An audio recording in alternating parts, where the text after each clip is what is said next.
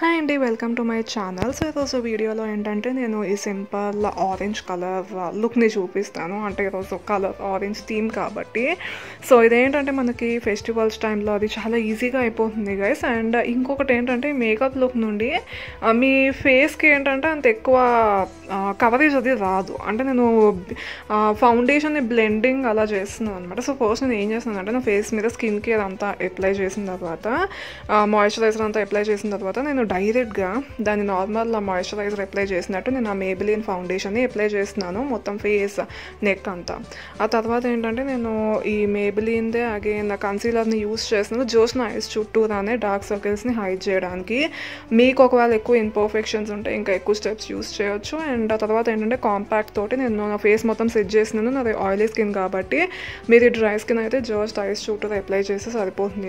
Face మొత్తం apply చేయాల్సిన అవసరం అయితే ఉండదు.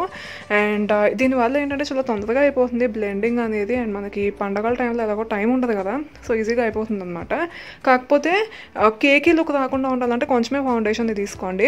నెక్స్ట్ ఏంటంటే నేను ఫేస్ని కాంటోర్ చేస్తున్నాను. మీరు కావాలంటే బ్లష్ యూస్ చేయొచ్చు, బట్ నా ఫేస్కి కాంటోరింగ్ ఎక్కువ సెట్ అవుతుంది అని చెప్పి నేను అప్లై చేస్తున్నాను. ఇక్కడ చూసారు కదా కాంటోర్ తోటి బుగ్గలు ఎంత బాగా తగ్గాయో. సో యా, మీకు కావాలనుకుంటే బ్లష్ అప్లై చేసుకోవచ్చు. నేను ఎందుకో బ్లష్ తగ్గిస్తున్నాయి ఈ మధ్యన, ఎక్కువ యూజ్ చేయట్లేదు. సో నోస్ని కూడా నేను కాంటోర్ చేస్తున్నాను గైస్. మీకు ఒకవేళ ఫేస్ కాంటోర్ చేయడం ఇష్టం లేదు, బ్లష్ అప్లై చేసుకోవడం కూడా ఇష్టం లేదు అంటే ఇట్స్ ఫైన్, మీరేం అప్లై చేయాల్సిన అవసరం లేదు. నేను ఏంటంటే కొంచెం నా ఫేస్కి స్ట్రక్చర్ అది రావాలి అని చెప్పి అండ్ ఫొటోస్లో అది మంచిగా పడాలి అని చెప్పి నోస్ని అండ్ నా చీక్ ఆ బోన్స్ని కూడా నేను కాంటోర్ చేశాను. తర్వాత ఏంటంటే నేను హైలైటర్కి నాయకాది యూస్ చేస్తున్నాను గైస్. ఫస్ట్ ఆ గోల్డ్ని గ్లోన్ ఏంటంటే నా నోస్ మీద అప్లై చేస్తున్నాను.